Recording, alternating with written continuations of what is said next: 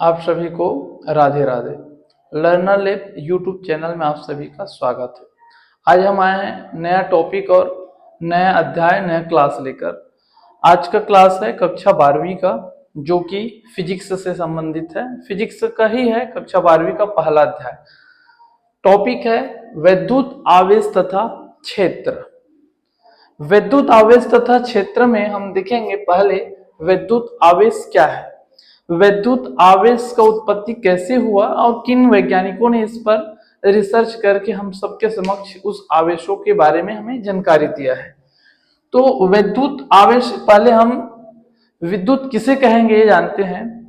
तो विद्युत वह एक ऊर्जा है, विद्युत क्या है, एक ऊर्जा है जो जिस वस्तु में किसी हल्की वस्तुओं को आकर्षित करने का गुण उत्पन्न हो जाता है तो हम उसको विद्युत कहते हैं।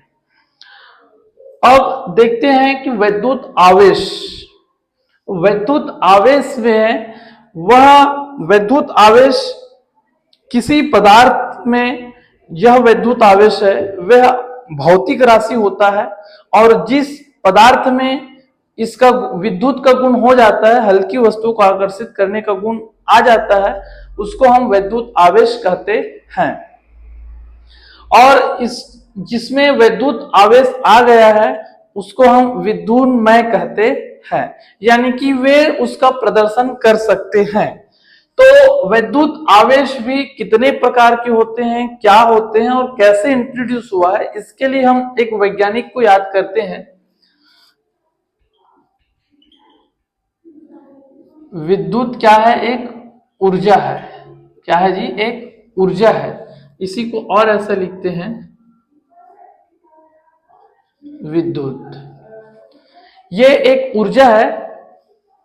अब इसमें हम आते हैं आवेश में, तो ये है आपके पास वैद्युत आवेश। इसका हम अभी डेफिनेशन देखे हैं। वैद्युत आवेश एक भौतिक राशि है, जिस पदार्थ में यह गुण आ जाता है उसको विद्युन्मय कहते हैं और इस पदार्थ का विद्युन्मय का गुण, यह पदार्थ विद्युन्मय का गुण प्रदर्शन करने लगता है। इसका जो मात्रक है वे विमी सूत्र, इसका मात्रक जो है कूलाम है और इसका जो विमी सूत्र होता है M0L0TA और इसका जो राशि है वे अदिश राशि है। विद्युत आवेश जो है अदिश राशि है। अब हम देखेंगे एक वैज्ञानिक आया जिसका नाम है बेंजामिन फ्रैंकलिन। बेंजामिन फ्रैंकलिन, ये वैज्ञानिक अमेरिका का वैज्ञानिक था, यूएसए का वैज्ञानिक था। ये वैज्ञानिक में 10 व्यक्ति के बराबर गुण था, ज्ञानी था। उस व्यक्ति में सिर्फ 10 व्यक्ति का कुछ कुछ ही गुण नहीं, चरम गुण उसमें था।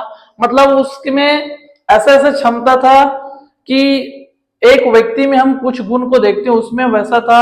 वो पॉलिटिशियन था, वो म्यूजिशियन था, वो फुटबॉल खिलाड़ी था और उसको पतंग उड़ाने का शौक भी था। मतलब ऐसे काम करते थे कि वे चरम पे रहते थे।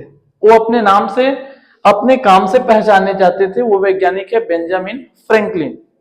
और इस वैज्ञानिक को एक और शौक था, वो था पतंग उड़ाने का। तो ये वैज्ञानिक को पतंग उड़ाने का शौक था और पतंग पूरे विश्व में उड़ाया जाता है और हमारे भारत देश में गुजरात में विशेष तौर पर यह पतंग उड़ाया जाता है। और गुजरात में मकर संक्रांति पर यह उड़ाया जाता है और कहीं कहीं हमारे और स्टेट है वहां भी मकर संक्रांति पर पतंग उड़ाया जाता है। तो वे जो बेंजामिन फ्रैंकलिन है वो पतंग उड़ा रहे थे, अपने प्रतियोगिता के लिए तैयारी कर रहे थे कि मैं कितना हाइट कैसे ले जा सकता हूं। तो उस समय मौसम भी खराब हो गया और मौसम खराब होने से क्या हुआ, बारिश होने लगा। बारिश होने से इसका जो धागा है जिसको मांझा बोलते हैं, वे और पतंग गीले हो गए, भींग गए पानी के बरसात से। तो भींगने से क्या हुआ, जैसे भींगा, भींगने के बाद बिजली कड़का। तो बिजली कड़कने से जो लाइटिंग हुआ, तो लाइटिंग होने से उसको कुछ झटके से एहसास हुआ, जिसको हम इलेक्ट्रिक शॉक बोलते हैं, करंट बोलते हैं, वो इसको थोड़ा सा एहसास हुआ। फिर उसने सोचा कि लाइटिंग आने से ही ऐसा हो रहा है और बाद में नहीं हो रहा है, तो क्योंकि वे ऑलरेडी वैज्ञानिक थे, तो उसने सोचा कि ऐसा क्यों। तो वो फिर दूसरा उपाय ढूंढा कि क्यों ना मैं इसके धागे पे कोई लोहे का चीज बांधूं। तो वे लोहे के लिए क्या किए, चाबी का जो गुच्छा होता है उसको उस धागे पे, जो पतंग का धागा उसमें लटकाए, और पतंग के धागे पर ये जो है चाबी का गुच्छा उसको लटकाया, और लटका के फिर उड़ाए। तो उड़ाने पर फिर जैसे ही बिजली चमका, तो उसने देखा कि जो धागे वो क्या बोलते हैं, गुच्छा है, वो क्या होता है, जैसे ही लाइटिंग आता है ये फैल जाता है। चाबी का गुच्छा लाइटिंग आता है तो फैल जाता है। तो उसने सोचा कि क्यों ना मैं इसको ऑब्जर्व को, इस परीक्षण को मैं लैब में करूं। तो वे फिर लैब में गए और लैब में देखा कि इसका परीक्षण उसने कैसे किया, वे हम सबके समक्ष कक्षा 12वीं में है। तो उसने क्या किए हैं, कांच का एक रॉड लिए हैं, और इस रॉड को, कांच के इस रॉड को उसने बिल्ली के खाल या उन्हीं कपड़ों से घर्षण किए, रगड़ने के बाद उसने इसको स्टैंड पर रख दिए धागे से बांधकर। और दूसरा ग्लास ले, ये भी कांच का ग्लास था। इस कांच के ग्लास को भी उसने क्या किए हैं, रगड़ा, और रगड़ने के बाद जो पहले से स्टैंड पर है उस स्लाइड के पास, उस कांच के टुकड़े के पास लेके गए, तो देखा कि इन दोनों में प्रतिकर्षण हो रहा है। इन दोनों पे क्या हो रहा है, प्रतिकर्षण हो रहा है। फिर उसने दूसरा प्रयोग किए और एक कांच लिए, उस कांच का नाम था एबोनाइट। एबोनाइट कांच का छड़ था। इस कांच के छड़ को भी उसने स्टैंड पर रख दिए, और कांच का एबोनाइट के छड़ को स्टैंड पर रखे और कांच के छड़ को उसके पास ले गए। वही प्रोसेस, इसको भी उन्हीं कपड़े या बिल्ली के खाल से घर्षण किए, और इसको भी, कांच की छड़ को भी घर्षण किए। घर्षण करने के बाद जब एबोनाइट छड़ के पास कांच के छड़ को ले गए, तो उसने यहां देखा कि यहां आकर्षण हो रहा है। वे एक दूसरे को क्या कर दे रहे हैं, आकर्षित कर दे रहे हैं, एक दूसरे की ओर आकर्षित हो रहे हैं। फिर उसने देखा कि एबोनाइट छड़ और एबोनाइट छड़ को देखा, तो ये एबोनाइट छड़ को भी उसने जब घर्षण किए, तो ये दोनों भी प्रतिकर्षित हो रहे हैं, एक दूसरे को दूर कर रहे हैं। तो फिर उसने सोचा, क्योंकि हम पहले से ये जो प्रेषण है उसको करने से पहले उसको ज्ञात था कि चुंबक में दो पोल होते हैं, नॉर्थ और साउथ पोल, उत्तरी ध्रुव और दक्षिणी ध्रुव। तो उसने उस पैटर्न के हिसाब से, उस तरीके से उसने सोचा कि क्यों ना जो ये जो कांच की छड़ है वो एक दूसरे को प्रतिकर्षित करे, तो वो सेम आवेश का हो। और सेम आवेश के लिए उसने नाम भी बोल दिया कि इसमें प्लस आवेश हो कांच की छड़ में। और उसने ये देखा जो एक दूसरे को आकर्षित करे, उसमें जब इसमें वो प्लस चार्ज है करके यहाँ बोले, प्रेषण में वो अवलोकन में अपना नाम दिया, तो इसमें माइनस होगा, तभी तो एक दूसरे को अट्रैक्ट करेंगे, एक दूसरे को आकर्षित कर रहे हैं।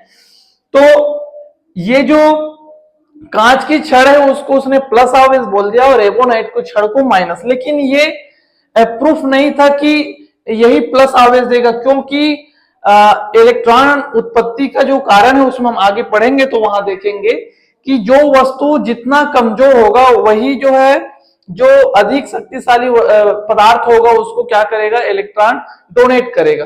तो उसकी क्वालिटी पर, उसके गुण पर डिसाइड करता है कि वो कितना धन आवेश रहेगा, कि उस पर ऋण आवेश रहेगा। तो ये जो उसका जो प्रोसेस है, उसका प्रेषण है, वे लंबे समय तक काम में नहीं आया। इसलिए नहीं आया क्योंकि वे बोल दिए थे कि कांच में प्लस आवेश है, जो कि संभव नहीं था, वे कभी माइनस भी आवेश हो सकता था।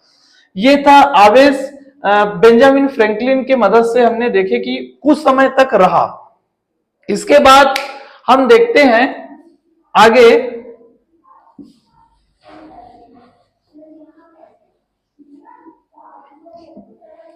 आवेश उत्पत्ति का इलेक्ट्रॉनिक सिद्धांत। आवेश उत्पत्ति का